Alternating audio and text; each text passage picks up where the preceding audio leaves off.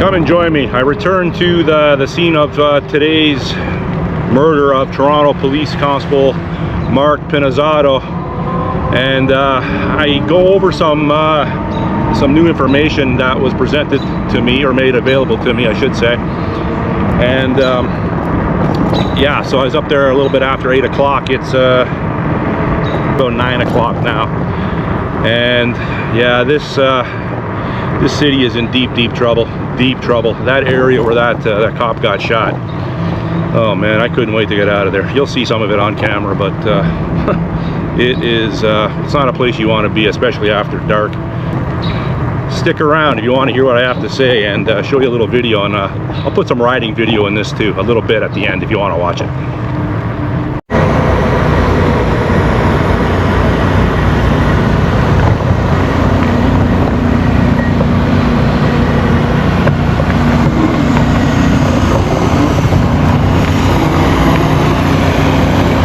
So I'm back up at 15 Martha Eaton Way. It's 10 after 8 in the evening, and more information has been made aware to me. They released a picture of Zara Jabi. He is a 19-year-old suspect that they are looking for. Now, I'm to understand that the search warrant was executed on the 4th floor of the building, and Zara Jabi, or Jabi, I'll put his picture up in his name. He was in the building at the time of the gunfire, the back and forth, and he escaped the 4th floor somehow. He got out of the building, and something is not adding up for me, and I'm gonna try to, well, I don't think I can explain it, but I can just give some background information of what I've been informed of. But the cops conducted the raid around 5:20 a.m. or between 5:20 and 5:30 a.m. It was a multi-jurisdictional execution of the search warrant. I believe I'm to understand that the RCMP was with the emergency task force, Toronto Emergency Task Force. I don't know how true that is, but that's what I'm hearing. And they were fully tacked up, including night vision. They went in, and it would appear that the apartment or the unit, the gunman, knew that the cops were there, or they were coming somehow. Now, did they have lookouts in the building? Did they have cameras set up? You know, obviously you can have a peephole camera set up, and you can see who's standing outside your door. But these cops are highly trained. Like, they're not going to stand in front of a doorway until they breach the doorway, until they bust the door open. Did they deploy a flashbang? I don't know. But it is very odd to me that one of the people in that unit could escape. The person that's in hospital, one of the suspects, he was shot numerous times, and I don't think there was any possibility of him escaping. But yeah, and now information's coming out with regards to these suspects. Well, these suspects are linked to the March 10th shooting of the U.S. consulate on University. Now, the IRGC, the Islamic Revolutionary Guard Corps, who is financed by Iranian factions from Iran, apparently, from what I've been told from an Iranian person that fled Iran during the late 70s and keeps his ear very close to the ground with regards to what's going on. He's very well versed with the political structure and what's going on in Iran. He informed me that the IRGC employs street-level gang members, young, impressionable, low IQ gang members that are, willing to take someone's life for little to no money. And when you approach someone in that lifestyle and you give them a little bit more money, sky's the limit. They will do anything. And if indeed the allegations are true, where these people went down on March 10th and shot up the U.S. consulate, which I've done a video on, and I stated in that video that the bulletproof glass, you probably couldn't shoot a 50 cal BMG through it, let alone a 9mm or whatever, 45, whatever the gangbangers were using to shoot up the consulate. Now, one other weird thing occurred. Pete Hoekstra, the U.S. ambassador to Canada. This area is sickening. the U.S. ambassador to Canada, he was speaking at an engagement around 9:30 in Toronto, and he announced to the crowd at 9:30 a.m. that an officer got killed overnight in Toronto. A TPS officer got killed in the line of duty overnight. That was around 9:20, 9:30 in the morning. It wasn't until about 10:15 or 10:20 that Myron Demkew, the chief of police for Toronto, announced that Marc Pinizzotto was lost in the line of duty. So about an hour earlier, Pete Hoekstra, the U.S. ambassador, announced to the forum, or the public, the people that were in his auditorium, he announced that a cop was killed an hour before the Toronto police chief did. So obviously the U.S. ambassador was aware of what was going down here on Martha Eaton Way, and he was obviously kept well informed for him to break the news before the Toronto police chief. Very odd, very odd, but I guess these things happen, and it just goes to show that it was an international effort. So I would tend to believe that the people on the 4th floor of 15 Martha Eaton Way, they did indeed have something to do with the shooting of the U.S. consulate. Now, did the IRGC pay these street level dimwits to go shoot up the embassy or the consulate? Yeah, possibly. Or are these two guys patsies? Now, I don't want to sound conspiratorial, but something, it just doesn't make sense how a street level 19-year-old thug, I don't even want to call him a thug because he isn't that, he's just a punk, he's a dimwit punk ass, gets out of the line of fire of tactical officers that are highly trained and eludes them. And also, okay, so this happened at 5:20, 5:30, let's say. I reported it earlier 6 because I was given that information. And now when I was here, I didn't see any canine units. I was here I was here 5 hours after. Okay, so that makes sense. I didn't see any canine units here. I didn't see any canine units. I didn't see any canine unit vehicles. I didn't see any dogs walking the grounds, maybe looking for evidence, maybe a discarded gun, maybe a discarded shell casings. I don't know. But maybe, and I'm telling you, the SIU wasn't even here when I got here, and they're here now. And you've seen them if you watch my video from yesterday, which is today, but you'll see this video tomorrow.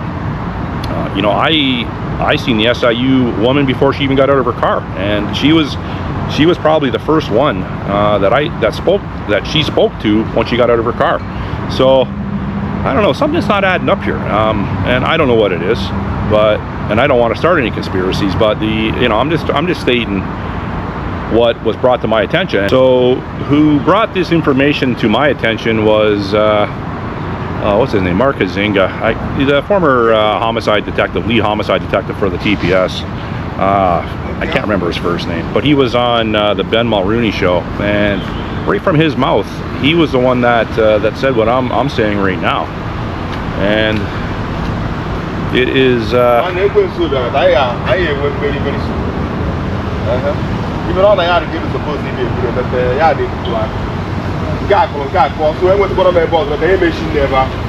end of the month. So you don't need your place order. What to say now? Let's have it.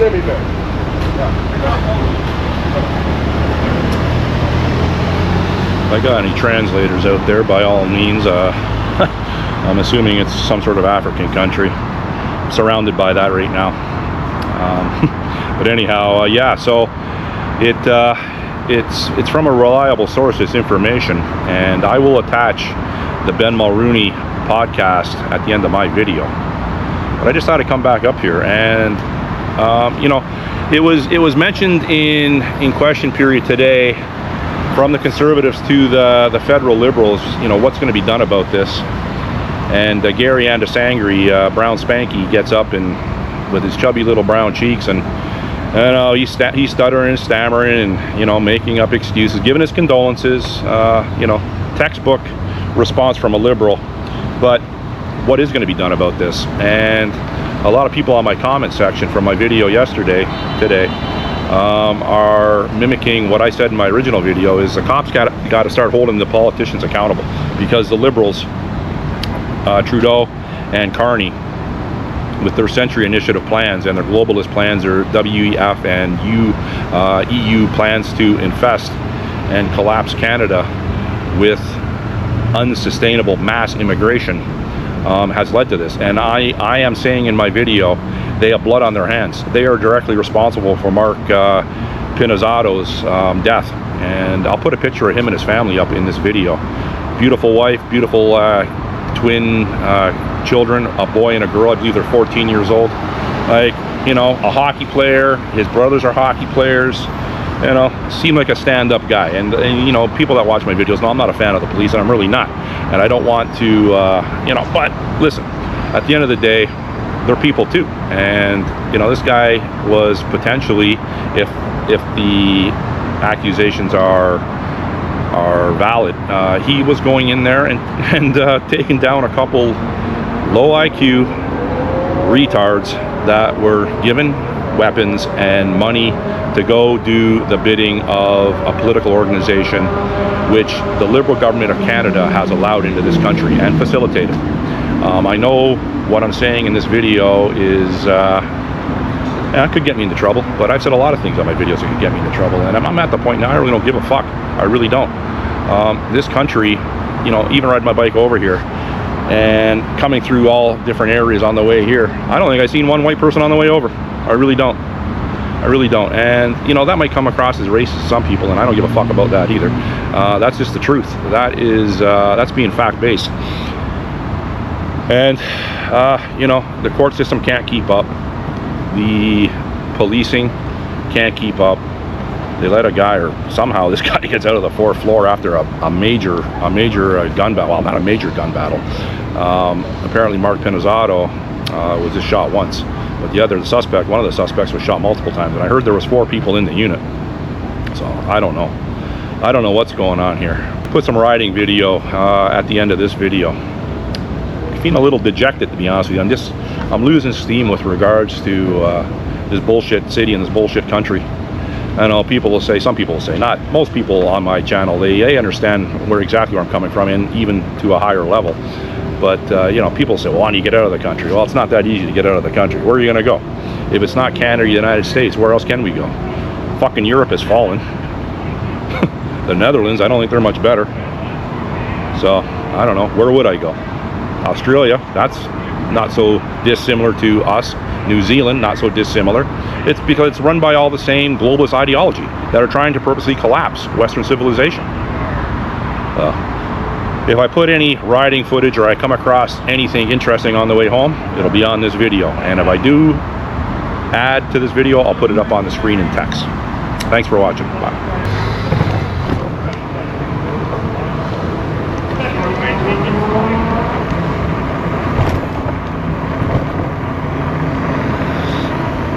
I also like to add too, when I stated in my video from yesterday that Constable Todd Bayliss, who was shot in the line of duty in 1994, I stated in my video he either shot at 15 Martha Eaton Way or 25 Martha Eaton Way, and a couple people fact checked me. You get that?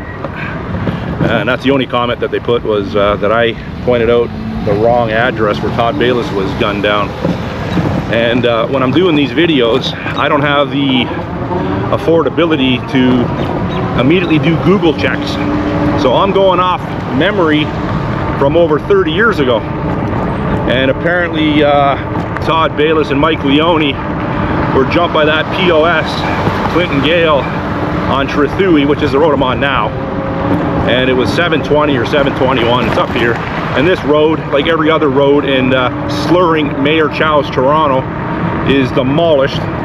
And that press conference that she did along with Chief Demkew and the president of the TPA, the Toronto Police Association. Look at this jackass. Look at this guy. You ride through here, I swear, this area is like a third world fucking country. On the way up here, seen a bunch of black kids riding their scooters, two on their scooters, no helmets. This retard in front of me, no helmet, probably high on something.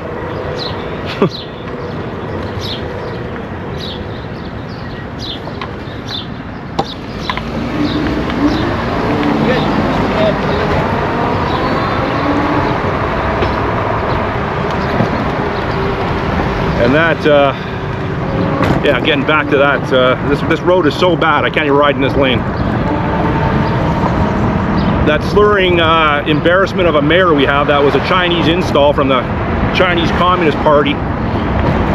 She's slurring her words and mixing up words, and you know, she replaced the word in our hearts for in our farts, if you can believe this. Unbelievable. It's even the cops, even DemQ, and I can tell all the white shirt cops, all the superintendents that were standing behind her were disgusted. They didn't even want her to go up and speak, for good reason. I'm telling you, the cops are on edge, and I'm gonna reiterate.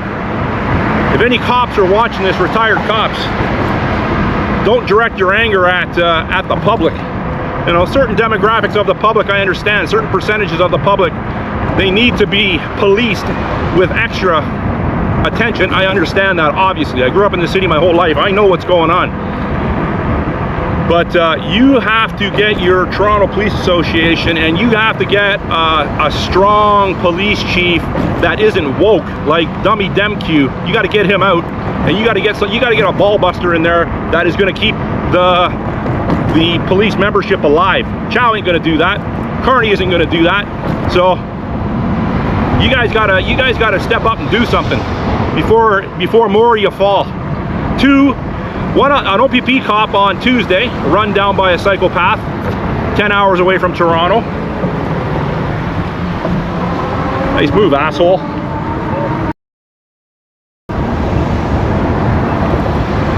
Telling you, I'm getting fucking amped up too, as you can see. Fucking cab driver. Piece of shit. Anyhow, this whole area is infested with cockroaches. I gotta get the fuck out of here. Anyhow.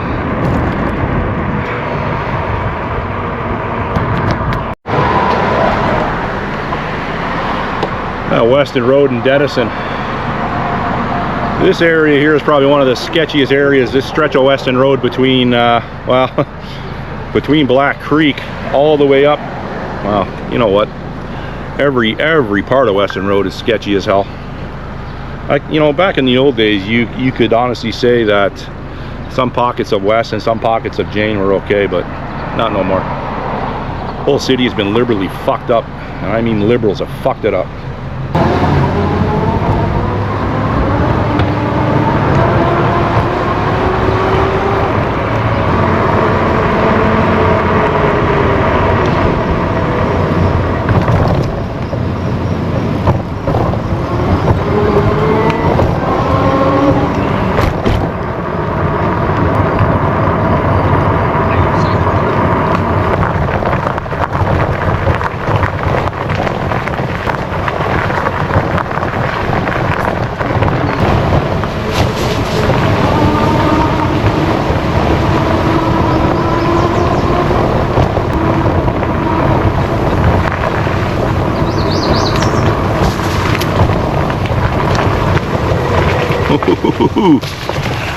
Looks like I gotta come back here with my machete. I cleared that area out last year with my machete. It's on video. That area, it's up here, I can't remember. A couple areas actually.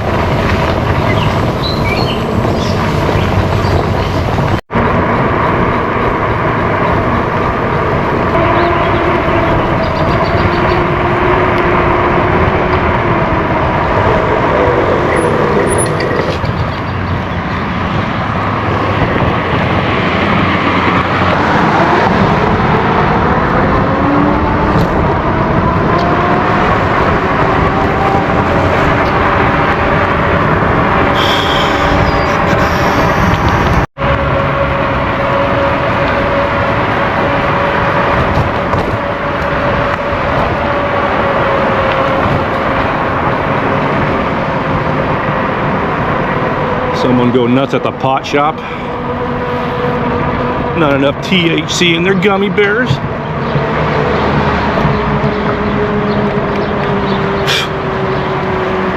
I'll tell you, you couldn't pay me. There's not enough money in this world to make me a cop. Not enough, I'm telling you. And another thing I'm going to say right now, if you look like me, you have my skin color, get the fuck out of Toronto. Liberals have completely decimated the city. Decimated it. It's done. Other than that, enjoy your day.